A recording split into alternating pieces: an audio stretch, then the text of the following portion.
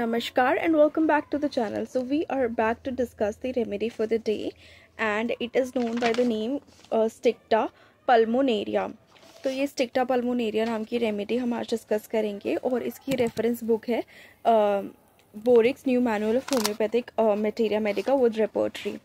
तो ये लंगवर्ट नाम के प्लांट से बनी है ये रेमेडी। और जैसे कि बाकी रेमेडीज़ अलग प्लांट से बनने का मतलब ये है कि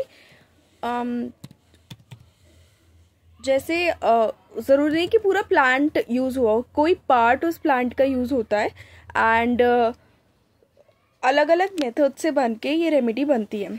तो इसकी फैमिली जो है वो है बोरेगिनेसी एंड इसका जो सिम्टम सेट ऑफ सिम्टम्स है जिन पे ये काम करती है और प्रूविंग के वक्त, प्रूविंग यानी जब ये रेमेडी अपेरेंटली हेल्दी इंसान को दी जाती है कोई भी होम्योपैथिक रेमेडी, तो उसमें क्या सिम्टम्स देखने को मिलते हैं, प्रूविंग उसको कहते हैं। तो वो सिम्टम्स जो उसमें देखने को मिलते हैं वही सेम रेमेडी अगर पोटेंटाइज करके दी जाए, सेम चीज़, तो वही और एग्जैक्ट डोजेज में दी जाए तो वही जो है ठीक करने के काम करती है।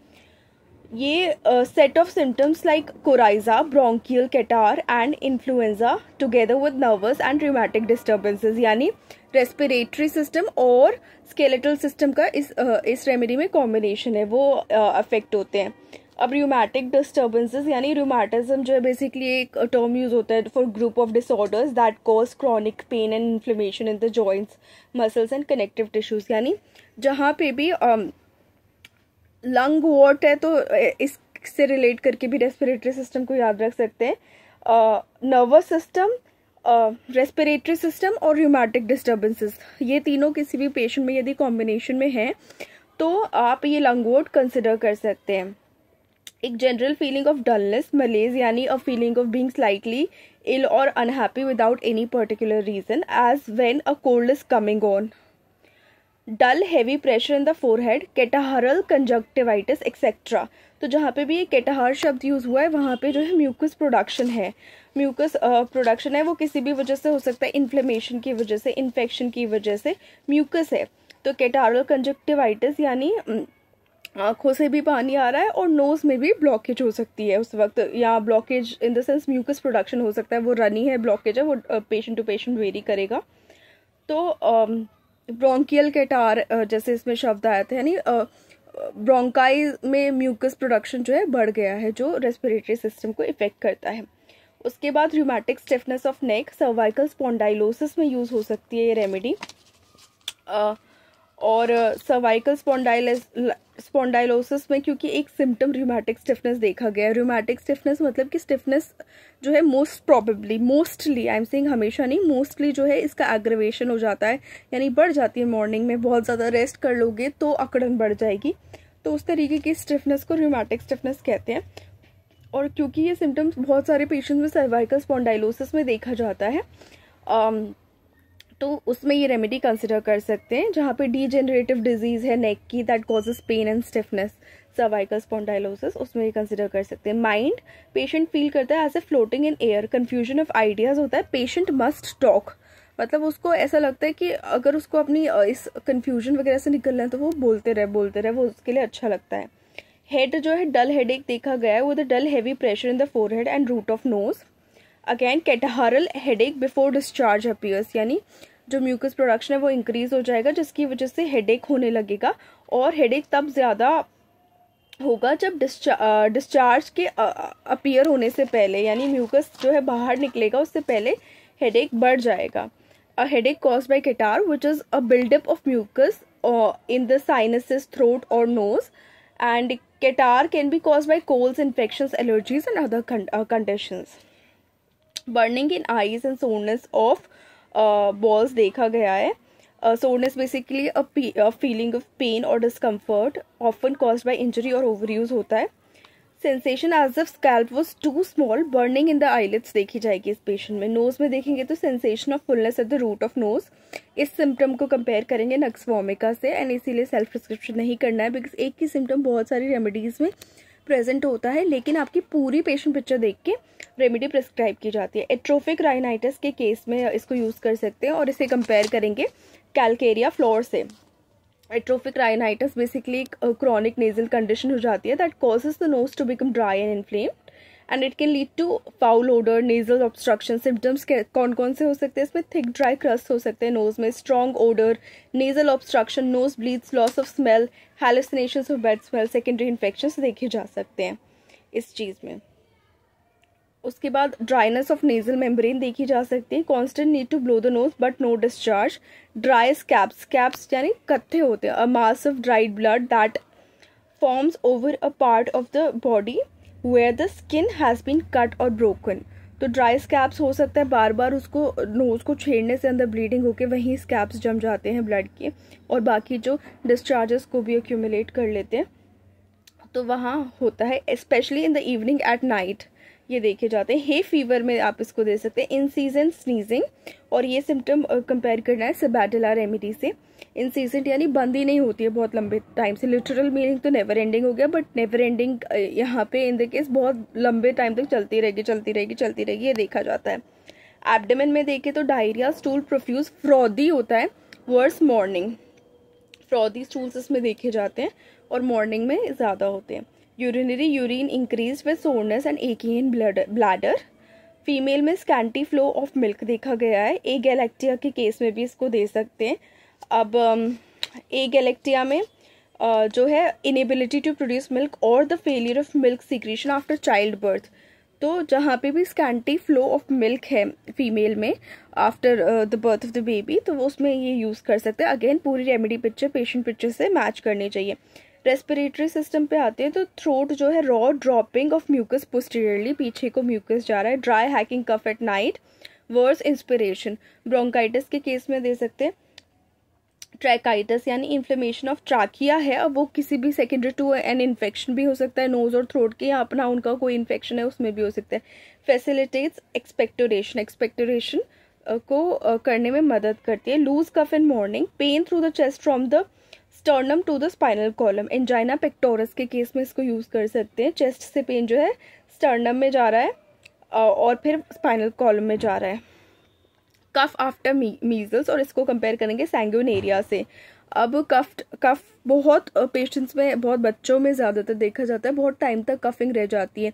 यहाँ अडल्ट्स में जिनकी इम्यूनिटी बहुत लो होती है, मीजल्स ठीक होने के बाद भी कफिंग बहुत ज़्यादा दिख रहा है, तो सैंग्यूनेरिया से कंपेयर करके स्टिक्टा पल्मोनेरिया को यूज़ कर सकते हैं।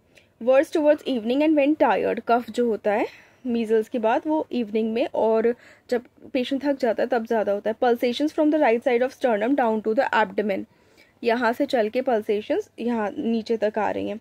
एक्सट्रीमिटीज़ में रूमेटिक पेन है in the right shoulder, deltoid and biceps. Right shoulder joint में पेन है, डेल्टॉइड में पेन है, बाइसेप्स में पेन है।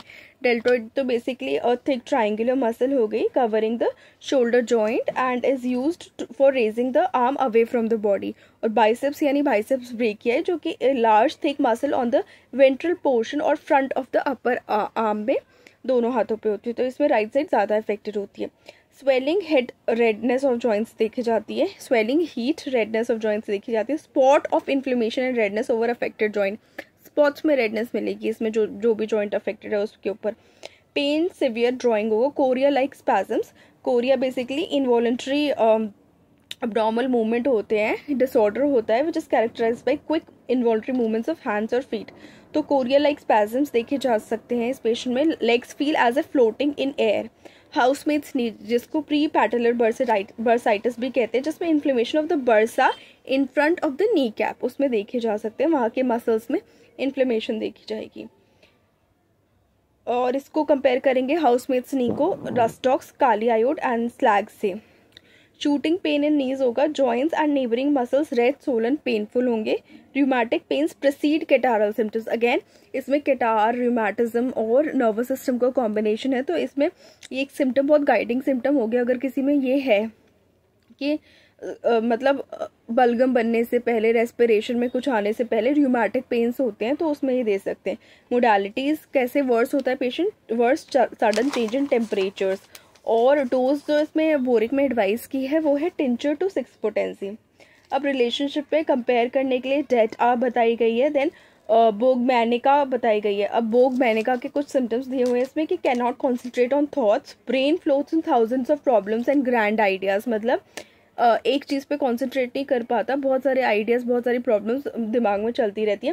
Floating sensation, if ideas were floating outside of brain, इतना ज़्यादा आइडियाज़ में लीन रहता है, डिफरेंट आइडियाज़ में। Headache, heartburn, burning sensation around the cardiac end of stomach extending to the esophagus with a sense of constriction, heat and fullness over the liver region। अब बोगमैनिका के ये symptoms भी देख सकते हो, और किसी में ये प्रॉब्लम्स हो जिसमें आइडियाज़ की बाहर हो और साथ साथ हार्टबर्न हो, फुलनेस हो लिवर रीजन में, डाइजेस्टिव सिस्टम के बेसिकली डिसऑर्डर्स हो, हेड एक हो, तो इसमें हम बोगमैनिका यूज़ कर सकते हैं। अगेन पूरी सिम्टम पिक्चर और पेशेंट पिक्चर मैच करनी है।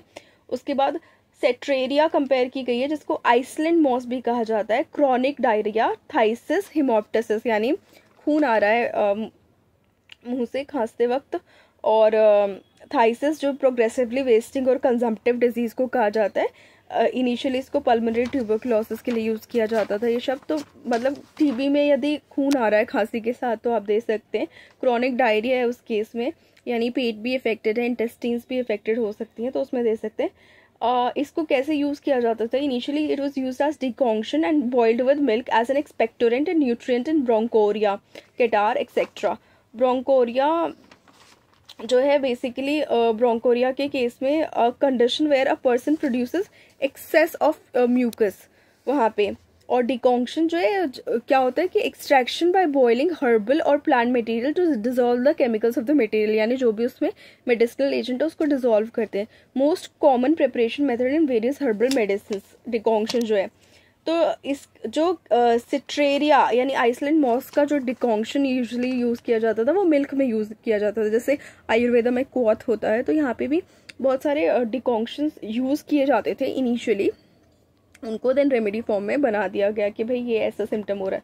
तो सिट्रेरिया जो है उसकी प्रिपरेशन ऑफ मेडिसिन भी प्रॉबेबली इसी तरीके से होती होगी, जहाँ उसका एक्सट्रैक्ट निकाल के उसको दिया जाता होगा। अभी उसको शायद पानी मतलब शायद नहीं, सिंस ये मिल्क के साथ अच्छा काम करती है रेमेडी, तो इसकी जो पोटेंसी है वो दे के फिर उसको पेशेंट को बोल सकते हैं कि आप अपनी डाइट में मिल्क यूज़ कर लीजिए, या जैसे भी उसको सब्स्टिट्यूट कर सकते हैं, and then this can probably work wonders जो सिम्टम्स इसमें दिए गए हैं। So that's it for this remedy, and ये है स्टिक्टा पल्मोनेरिया। And stay connected, please like the video, share the video and subscribe to the channel, and do not forget to hit the bell icon.